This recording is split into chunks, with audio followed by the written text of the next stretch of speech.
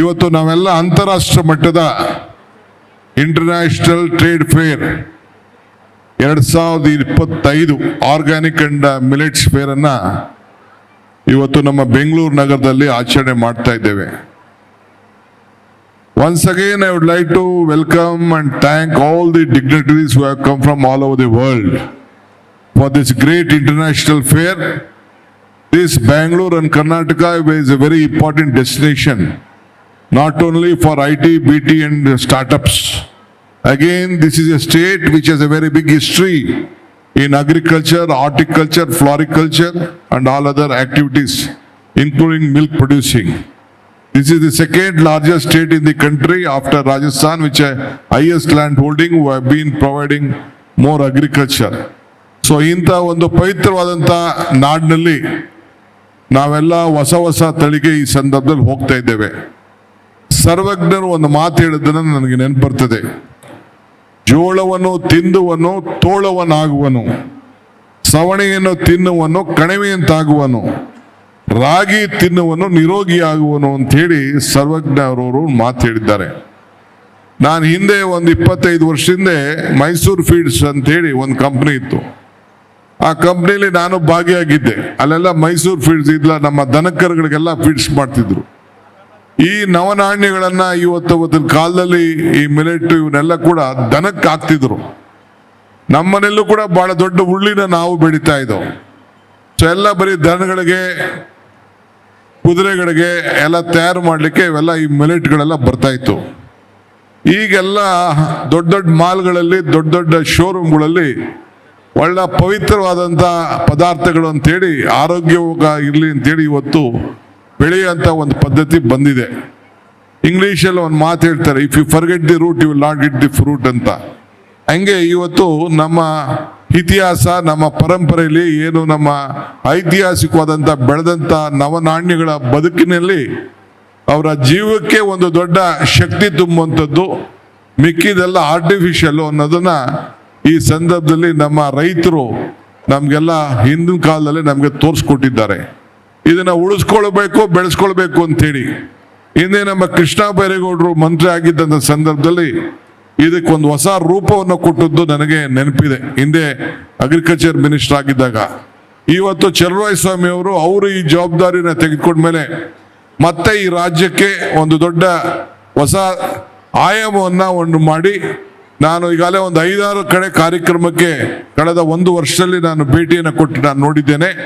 ಈ ಒಂದು ಕೃಷಿ ಇಲಾಖೆಗೆ ಒಂದು ಹೊಸ ರೂಪವನ್ನು ಕೊಡ್ತಾ ಇದ್ದಾರೆ. ರಾಜ್ಯದ ಜನತೆ ಪರವಾಗಿ, ಸರ್ಕಾರದ ಪರವಾಗಿ ಅವರಿಗೆ ಈ ಸಂದರ್ಭದಲ್ಲಿ ನಾನು ಅಭಿನಂದನೆ ಸಲ್ಲಿಸಲಿಕ್ಕೆ ನಾನು ಬಯಸ್ತಾ ಇದ್ದೇನೆ. ಮತ್ತು ಕುಮಾರಿ ಶೋಭಾ ಕಾರಂಜಿರವರು ನನ್ನ ಸೋದರಿ, ಅವರು ಕೂಡ ಇವತ್ತು ಅವ್ರಿಗೆ ಈ ಒಂದು ಇಲಾಖೆ ಸಿಕ್ಕಿದ್ದು ನಮ್ಮೆಲ್ಲರ ಭಾಗ್ಯ. ಬಹುಶಃ ಅವರು ಕೂಡ ಈ ರಾಜ್ಯದ ಕೃಷಿ ಇಲಾಖೆಗೆ ಒಂದು ಹೊಸ ರೂಪವನ್ನು ಕೊಟ್ಟು, ಹೆಚ್ಚು ಒತ್ತನ್ನು ಕೊಟ್ಟು, ನಮ್ಮ ರಾಜ್ಯದಲ್ಲಿ ಅತಿ ಹೆಚ್ಚು ಜನರನ್ನ ಬರೀ ಉದ್ಯೋಗ ಹೋಗಿ ಬರೀ ಬೇರೆ ಬೇರೆ ಕಡೆ ಸಣ್ಣ ಸಣ್ಣ ಕೆಲಸ ಮಾಡಿಕೊಂಡು ಬದುಕೋದು ಬಿಟ್ಬಿಟ್ಟು ಈ ಒಂದು ಕೃಷಿಲೇ ಈ ಒಂದು ಇಂಥ ಒಂದು ಆರ್ಗ್ಯಾನಿಕ್ ಬಟ್ ಮಿಲೆಟ್ಸ್ನ ಬೆಳೆದು ಅವರೇ ಒಂದು ದೊಡ್ಡ ವ್ಯವಸಾಯಗಾರರ ಜೊತೆಯಲ್ಲಿ ಒಂದು ದೊಡ್ಡ ವ್ಯವಹಾರದ ರೂಪದಲ್ಲಿ ಬದುಕೋ ರೀತಿಯಲ್ಲಿ ಅವರು ಇವತ್ತು ಅವರ ಬದುಕನ್ನು ಕಟ್ಕೊಳ್ಳಿಕ್ಕೆ ನಾವೆಲ್ಲ ಮಾರ್ಗದರ್ಶನವನ್ನು ಕೊಡಬೇಕು. ಇದಕ್ಕೆ ಇವತ್ತು ನಮ್ಮ ಕೃಷಿ ಇಲಾಖೆ ಮತ್ತು ಹಾರ್ಟಿಕಲ್ಚರು ಇವೆಲ್ಲ ಕೂಡ ಇಲಾಖೆಗಳು ಬೇಕಾದಷ್ಟು ಕೆಲಸವನ್ನು ಮಾಡ್ತಾ ಇದೆ. ಇದಕ್ಕೆ ಹೋಗಬೇಕು ಅಂತೇಳಿ ಈ ಸಂದರ್ಭದಲ್ಲಿ ನಾನು ಪ್ರಾರ್ಥನೆಯನ್ನು ಮಾಡಿ, ಇವತ್ತು ಲೋಕಲ್ ಫುಡ್ಡು ನಮ್ಮ ಆರೋಗ್ಯಕ್ಕೆ, ಜನರ ಬದುಕಿಗೆ, ಇಡೀ ವಿಶ್ವ ಹಾದಿಯಲ್ಲಿ ಇವತ್ತು ನಾವೆಲ್ಲ ಕೂಡ ಸಾವಯವ ಕೃಷಿಗೆ ಮತ್ತು ಸಿರಿಧಾನ್ಯಕ್ಕೆ ಒಂದು ಹೆಚ್ಚಿಗೆ ಮಹತ್ವವನ್ನು ಕೊಟ್ಕೊಂಡು ಬರ್ತಾ ಇದ್ದೇವೆ. ಸೊ ನಿಮ್ಮೆಲ್ಲರ ಸಹಕಾರ ಇರಲಿ. ಹಿಂದೆ ನಾನು ಒಂದು ಮಾತು, ಅನೇಕ ಸಂದರ್ಭದಲ್ಲಿ ಒಂದು ಮಾತು ಹೇಳಿದ್ದೇನೆ, ಈ ರೈತನಿಗೆ ಸಂಬಳ ಇಲ್ಲ, ರೈತನಿಗೆ ಪ್ರಮೋಷನ್ ಇಲ್ಲ, ರೈತನಿಗೆ ಲಂಚ ಇಲ್ಲ, ರೈತನಿಗೆ ಪೆನ್ಷನ್ ಇಲ್ಲ, ರೈತನಿಗೆ ಪ್ರಮೋಷನ್ ಇಲ್ಲ. ಹಂಗೆ ಕಷ್ಟಪಟ್ಬಿಟ್ಟು ಈ ರೈತ ಬದುಕ್ತಾ ಇರ್ತಾನೆ. ಸರ್ಕಾರದಲ್ಲೂ ಕೂಡ ಬೇಕಾದಷ್ಟು ಕಾರ್ಯಕ್ರಮಗಳನ್ನು ನಾವು ರೂಪಿಸ್ತೇವೆ, ಆದರೆ ಅದ್ರ ಬೆಲೆ ಏನು ಅಂತ ಅರ್ಥ ಮಾಡ್ಕೊಳ್ಬೇಕು. ಮೊನ್ನೆ ತಾನೇ ನಾವು ನಿನ್ನೆ ಒಂದು ಮೀಟಿಂಗಲ್ಲಿ ಚರ್ಚೆ ಮಾಡ್ತಿದ್ದೋ, ನಮ್ಮ ರೈತರು ವಾಟರ್ ರೇಟ್ ಬಿಲ್ ನಾವೆಲ್ಲ ಫ್ರೀ ಕೊಟ್ಬಿಡ್ತೀವಲ್ಲ ಅವ್ರಿಗೆ, ಅದಕ್ಕೆ ಬೆಲೆ ಏನು ಅಂತ ಗೊತ್ತಾಗೋದಿಲ್ಲ. ಪವರ್ ಫ್ರೀ ಕೊಟ್ಬಿಡ್ತೀವಿ, ಎಲ್ಲ ಕಡಿಮೆ ದರದಲ್ಲಿ ಎಲ್ಲ ಪದಾರ್ಥಗಳ ಸಬ್ಸಿಡಿಲಿ ಕೊಟ್ಬಿಡ್ತೀವಿ. ಕೊನೆಗೆ ಬಡ್ಡಿ ಕಡಿಮೆ ಕೊಡ್ತೀವಿ, ವಾಟರ್ ರೇಟ್ ಕೂಡ ಕಟ್ಟೋದು ಬಿಟ್ಬಿಟ್ರು. ಮೊದಲೆಲ್ಲ ಎಕರೆಗೆ 10 ಪೈಸಾ 50 ಪೈಸಾ 1 ಲಕ್ಷ ಕೆರೆಗಳನ್ನ ತುಂಬಿಸಂತಂದಾಗ ನೀರನ್ನ ತಂದಾಗ ವಾಟರ್ ರೇಟ್ ಕಟ್ತಿದ್ವಿ. ಈಗ ಅದನ್ನು ಬಿಟ್ಬಿಟ್ಟಿದ್ದೀವಿ. ಈಗ ಮಹಾರಾಷ್ಟ್ರದಲ್ಲಿ ಮತ್ತು ಪಂಜಾಬ್ನವರು ಸೇರಿ ಸೆಂಟ್ರಲ್ ಗೌರ್ಮೆಂಟ್ಗೆ ಒಂದು ಪದ್ಧತಿಯನ್ನು ಕೊಟ್ಟು ಇಡೀ ದೇಶದಲ್ಲೇ ಪ್ರತಿಯೊಬ್ಬರು ಯಾರು ಅಗ್ರಿಕಲ್ಚರ್ ಬೇಸ್ಡ್ನ ಪಂಪನ್ನು ತೆಗೆದುಕೊಂಡು ನೀರನ್ನು ಬಳಸ್ತಾ ಇದ್ದಾರೆ ಅವರೆಲ್ಲ ಕೂಡ ಅಟ್ಲೀಸ್ಟ್ ಒಂದು ನಾಮಿನಲ್ ಆಗಿ 1% ಆದ್ರೂ ಕೂಡ ಸರ್ಕಾರಕ್ಕೆ ಹಣ ಕಟ್ಟಿದಾಗ ಅದಕ್ಕೆ ಬೆಲೆ ಬಂದಾಗ ಆಗ್ತದೆ, ಅದು ಮೇಂಟೆನೆನ್ಸ್ ಆಗ್ತದೆ ಅನ್ನೋದನ್ನ ಈಗ ಒಂದು ಬಿಲ್ ಕೂಡ ತರ್ತಾ ಇದ್ದಾರೆ. ಅದಕ್ಕೆ ನಾವೆಲ್ಲ ಕೂಡ ಗೌರವನ ಕೊಡಬೇಕು. ಈ ನೀರಿನ ಯಾಕೆಂದ್ರೆ ನಮ್ಮ ವಿಶೇಷವಾಗಿ ನನಗೆ ಕೋಲಾರ ಚಿಕ್ಕಬಳ್ಳಾಪುರ ಅವರು ಬಹಳ ವ್ಯವಸ್ಥಿತವಾಗಿ ಕಡಿಮೆ ನೀರಿನಲ್ಲಿ ಅತಿ ಉತ್ತಮವಾದಂಥ ವ್ಯವಸಾಯನ ಮಾಡೋಂಥದ್ದು ನಾನು ನೋಡಿದ್ದೇನೆ. ಒಂದು ಸಣ್ಣ ಒಬ್ಬ ರೈತ ಕೂಡ ಫಾರ್ಮರ್ ಸೂಸೈಡ್ ಇವತ್ತರೆಗೂ ಕೂಡ ಕೋಲಾರಲ್ಲಿ ಚಿಕ್ಕಬಳ್ಳಾಪುರಲ್ಲಿ ಆಗಿಲ್ಲ. ಇದೆಲ್ಲ ನಾವು ಬಹಳ ಯೋಚನೆ ಮಾಡಬೇಕು.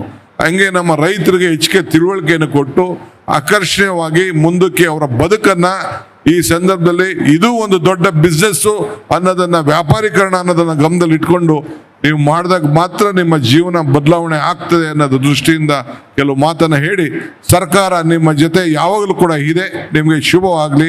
ಒಳ್ಳೆ ಕಾರ್ಯಕ್ರಮವನ್ನು ನಮ್ಮ ಇಲಾಖೆ ಅಗ್ರಿಕಲ್ಚರ್ ಡಿಪಾರ್ಟ್ಮೆಂಟ್ ಅವರು ಎಲ್ಲ ಅಧಿಕಾರಿಗಳು ಯಾರ್ಯಾರು ಇದಕ್ಕೆ ಸಹಕಾರ ಕೊಟ್ಟಿದ್ದಾರೆ, ಯೂನಿವರ್ಸಿಟಿಯವರು ಯಾರು ಸಹಕಾರ ಕೊಟ್ಟಿದ್ದಾರೆ ಅವರೆಲ್ಲರೂ ಕೂಡ ವಂದಿಸಿ ಶುಭ ಹಾರೈಸಿ ನಾನು ಮಾತು ಮುಗಿಸ್ತೇನೆ. ನಮಸ್ಕಾರ.